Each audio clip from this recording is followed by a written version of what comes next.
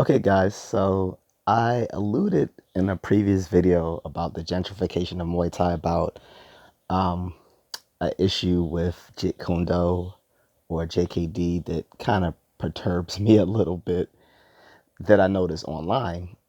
So I don't have an issue with the JKD community at large, Jeet Kune Do and Jun Fan Jeet Kune Do, JKD concepts, JKD Kali, all the different aspects of the JKD community. I don't have any issues with them particularly. Um, my only thing was that I noticed that Jeet Kune Do practitioners often get clowned by the online martial arts community, and I was wondering why that was the case. For instance, Sensei Seth makes quite a bit of jokes at the expense of Jeet Kune Do, and I'm like, well, this guy never even practices, so what? How would he know anything about it to clown it? And I understand why is because there's a lot of people who pretend to know JKD and they're just Bruce Lee fanboys. Um, and the JKD martial art is often a victim of Bruce Lee's quotes. He left a wide berth of literature that was posthumously published by his family after his death, um, to keep his legacy alive and also to pay some bills. I'm assuming. And a lot of people mistakenly thought that Jeet Kune Do was just a martial philosophy. It wasn't an actual like physical martial art, which it is. It is a philosophy, but it's also a martial art, and unfortunately, it's also a marketing tool. And because of those different aspects of Jeet Kune Do, it's led to some clowning. Because, like I said, there's a lot of people who are just Bruce Lee fanboys who may or may have not taken JKD that get online or people meet in real life and you realize they can't fight, which is quite anathema to how JKD used to be practiced, at least in the 80s and 90s and 2000s when I learned it. Okay. Um, as a matter of fact, hopping on the Muay Thai thing, like I said, JKD, from what I've heard from older students and instructors, um, used to be called Dirty Muay Thai during the late 80s, early 90s because of the emphasis on Muay Thai expertise and learning Jeet Kune Do. Giro Dan and Asanto, the head of the JKD community,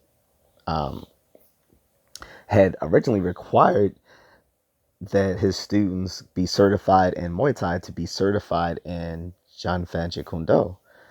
He later relaxed that standard because not everyone was athletic enough to become certified in Muay Thai, but he still expected them to at least be competent in it to receive their Jun Fan Jeet Kune Do certification. Okay, so that was good quality control on his part.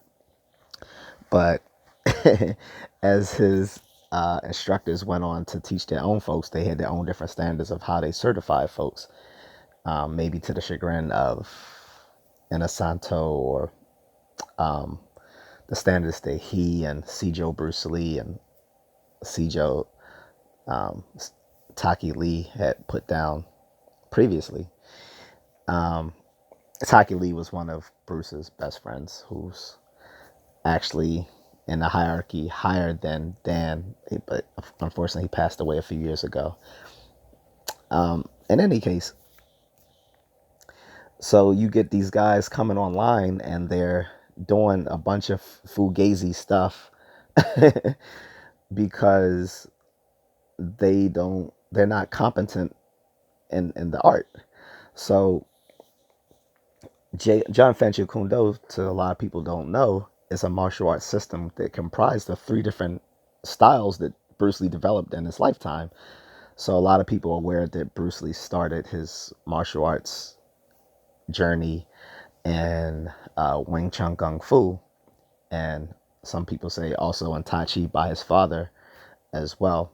I don't want to get into all of that too much right now. Maybe in a different video, but I don't like speculating on all that. All I know is that he did have formal training in Wing Chun Kung Fu under the Grandmaster Ip Man Lee and his senior students that taught Bruce. And when Bruce came to America, well, I should say came back to America, because he was born in San Francisco, I believe. When he was in America, he taught folks, to pay his bills when he was in college or whatever. And originally he was just calling it the art of Gung-Fu. It was mostly Wing Chun mixed with some other Chinese Gung-Fu styles. As he later started to research more martial arts and had a controversial fight with some guy named Wong Jackman. I'm probably butchering this name, but regardless of who actually won that controversial fight or whatever, Bruce decided to concentrate more on physical fitness and cross training and delving into different martial arts styles to make his own fighting more effective, which was the birth of MMA. That's why Jeet Kune Do is sometimes called the father, or at least Sijo Bruce Lee himself is called the father of MMA, because he was the first one to have this hybrid martial arts style that with physical fitness and conditioning and all that sort of stuff. So much so that Gerald Dan Santo later himself actually trained the Dallas Cowboys back in the 90s when they had their winning streak in the Super Bowl. JKD training. Real stuff. But in any case, through his exploration, he later developed Jun Fan Kung Fu, which is still at a heavy emphasis on Wing Chun Kung Fu, but also boxing and fencing principles and some other styles. Okay, despite what some people in Lee's estate might claim that it's only Wing Chun, boxing, and fencing. That's just patently false. But he went on to research a bunch of these styles, and according to Sifu Burton Richardson and maybe some others, what separated Jun Fan Kung Fu to eventually become a Jeet Kune Do was hard sparring. So Bruce started pressure testing all these things he was learning, and it streamlined more of what he taught. And so there was an actual curriculum, despite people thinking Jeet Kune Do is only a philosophy and that you can just mix and match any martial art you want and sprinkle in some Bruce Lee quotes and call it Jeet Kune Do. No, it doesn't work that way. There was and is still a curriculum for original JKD or Jun Fan Kung Fu that you must learn to be certified in that art. Okay. And as I was stating, Jeet Kune Do became such because it had an emphasis on pressure testing techniques and hard sparring, which is not to say you always had to hard spar, because I mean you would just have brain damage if you hard sparred every training regimen. But there was definitely some emphasis on sparring, whether it's light sparring and hard sparring, and some focus sparring and stuff like that. But it seems that may have died off later on in the JKD evolution with these third, fourth, fifth generation students and instructors, that there wasn't this emphasis on sparring, and that's probably why it became laughable within the online martial arts community, which is a shame, because like I said, Jun Fan Jeet Kune Do kickboxing is a core part of JKD, and it's what I specialize in, is the kickboxing aspects of Jeet Kune Do kickboxing. I blend that seamlessly with Muay Thai and Taekwondo and boxing, as well as with a little bit of Judo, Salat, and Kali. So I have my own way of expressing JKD, and I'm not certified yet, so I just want to make that clear. I hope to continue that through the Jun Fan Jeet Kune Do Grappling Association, because that was the base JKD approach that I started learning, and I want to continue with that. But I've been practicing martial arts since I was 7, so I'm guessing in my 40s I'm qualified to show people how to do a few things.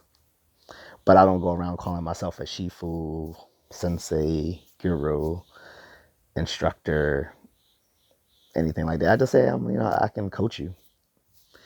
And like I said, when people poke fun at JKD, I poke back and say, hey, what we do is pretty effective, and we were doing it before you guys were.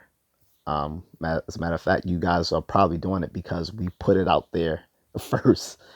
But later to see so many of these little wannabes talking about JKD and making it a mockery online, um, it's kind of like I can laugh at the jokes, of course, because when Sensei Seth was making fun of JKD, I laughed along with him. It was very funny, but especially coming from a karate guy, because but as far as the people who's actually misrepresenting JKD because either they're incompetent or the instruction they got was incompetent, or they never really learned JKD, they're just a Bruce Lee fanboy. I'll I'll correct them. Okay. But I'm just a contrarian, so